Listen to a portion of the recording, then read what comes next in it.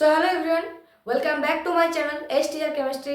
मैं शुभ्रा मुखर्जी और आज हम शुरू करने वाले हैं नया टॉपिक। ठीक है, हम बात कर रहे थे पीरियोडिक टेबल को लेकर। पहले वीडियो में हमने हिस्ट्री जो था, brief history of periodic classification, वो हमने खत्म कर दिया।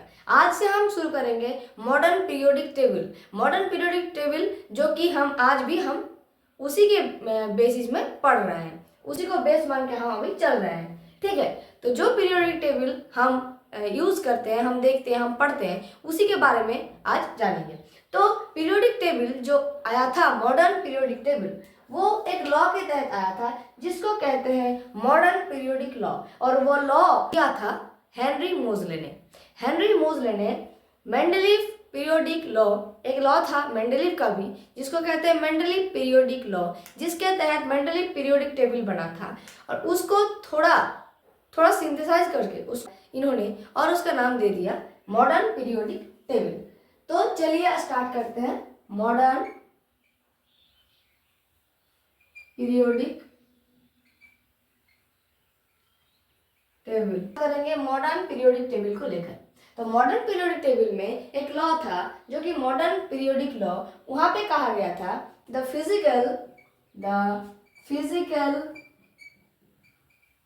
And chemical properties of element are the periodic function of atomic, not of atomic mass. Modern periodic law के तहत वहां पे कहा गया था कि the physical and chemical properties of element are the periodic function of atomic number, not of atomic मास।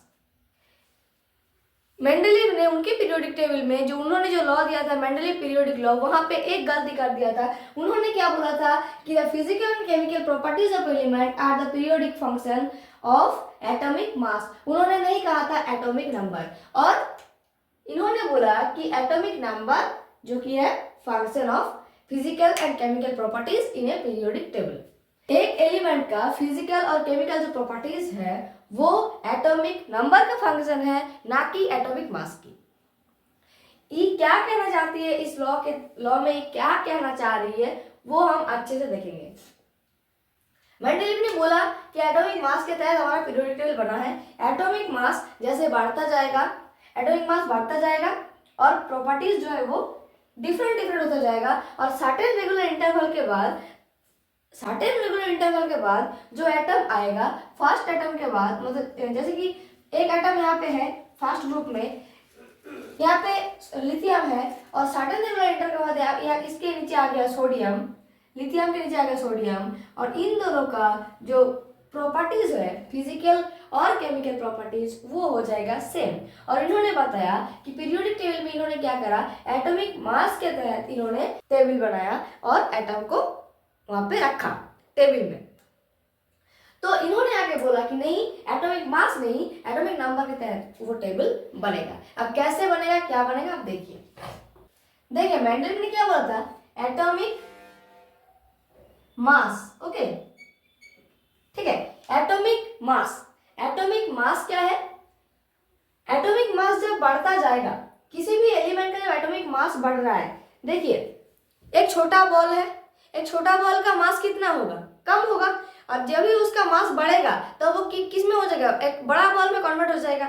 एक बड़ा बॉल का मास ज्यादा होता है कंपेयर टू एक छोटा बॉल। ठीक है, तो एक मॉलिक्यूल का मास जब बढ़ रहा है तो वॉल्यूम भी बढ़ रहा है, एटॉमिक वॉल्यूम। एटॉमिक मास बढ़ेगा तो एटॉमिक वॉल्यूम भी बढ़ेगा। एटॉमिक मास बदल रहा है, वॉल्यूम बदल रहा है, तो यहाँ पे क्या होगा? फिजिकल और chemical properties, physical chemical properties depend कर रहा है एटॉमिक वॉल्यूम के ऊपर, एटॉमिक वॉल्यूम डिपेंड कर रहा है एटॉमिक मास के ऊपर। जैसे एटॉमिक मास जितना बढ़ता रहेगा तो वॉल्यूम भी बढ़ते जाएगा, वॉल्यूम बढ़ेगा तो फिजिकल केमिकल प्रॉपर्टीज भी बदलता जाएगा। कि फिजिकल और केमिकल प्रॉपर्टी फंक्शन है एटॉमिक मास की, और एटॉमिक मास जो है जब भी आप किसी को उसका फंक्शन मानोगे तब उसको एटॉमिक मास को इंडिपेंडेंट होना पड़ेगा, कि वो किसी से तो डिपेंडेंट नहीं है। अगर वो किसी से डिपेंडेंट है तो फंक्शन हर पल उसका नहीं, इनिशियल है उससे होगा। एटॉमिक मास देखिए, एटॉमिक मास तो ऐसे नहीं आता। एटॉमिक मास कैसे बनता है? एटम में सबएटॉमिक पार्टिकल जितना बढ़ता है उतना एटॉमिक मास बढ़ते जाता है। तो एटॉमिक मास डिपेंडेंट है एटॉमिक नंबर के ऊपर। एटॉमिक नंबर मतलब नंबर ऑफ प्रोटॉन, इसको P+ भी बोलते हैं। तो जितना यहाँ पे नंबर ऑफ प्रोटॉन जितना बढ़ेगा, मतलब एटॉमिक नंबर जितना बढ़ेगा उतना एटॉमिक मास ज्यादा होगा। जैसे कि सोडियम में प्रोटॉन संख्या कितना है? 11 प्रोटॉन है। मैग्नीशियम में 12 प्रोटॉन है।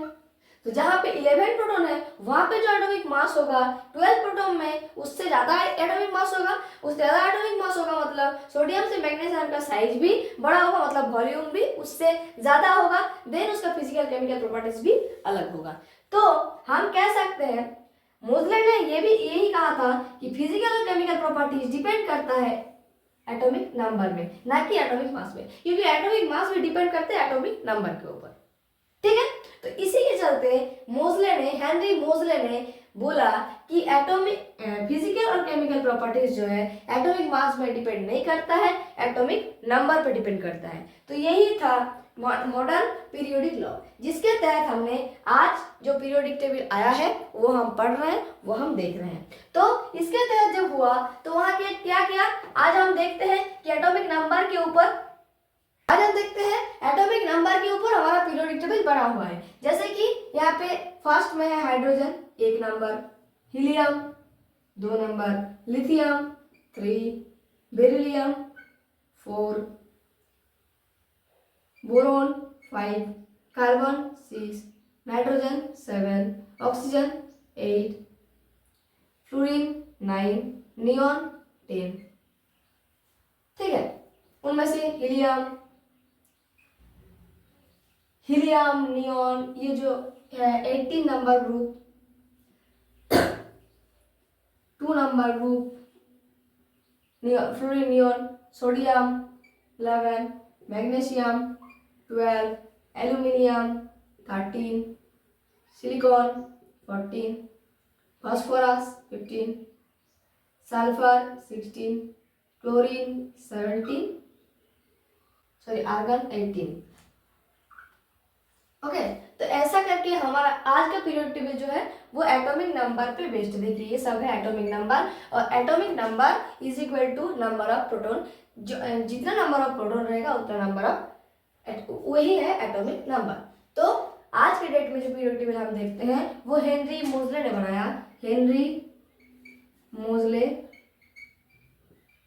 बनाया। ओके, तो आज की डेट में जो पीरियोडिक टेबल है हेनरी मोज़ले ने बनाया। और यहाँ पे 7 ग्रुप है, 1 2 3 4 5 6 7। यहाँ पे 7 ग्रुप, यहाँ पे 7 पीरियड है, और यहाँ पे 18 ग्रुप है, 18 ग्रुप है।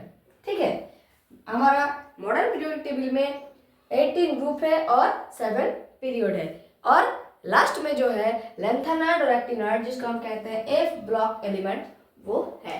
तो मॉडर्न पीरियोडिक टेबल में क्या है क्या नहीं वो हम देखेंगे नेक्स्ट वीडियो में। फिलहाल आज हम देख रहे हैं कि मॉडर्न पीरियोडिक टेबल क्या है और किस लॉ के तहत मॉडर्न पीरियोडिक टेबल आया है। ओके, तो आज का वीडियो इतना ही, मिलेंगे फिर से नेक्स्ट वीडियो में नेक्स्ट टॉपिक के साथ। तब तक के लिए बाय बाय, जय हिंद, जय भारत, वंदे मातरम।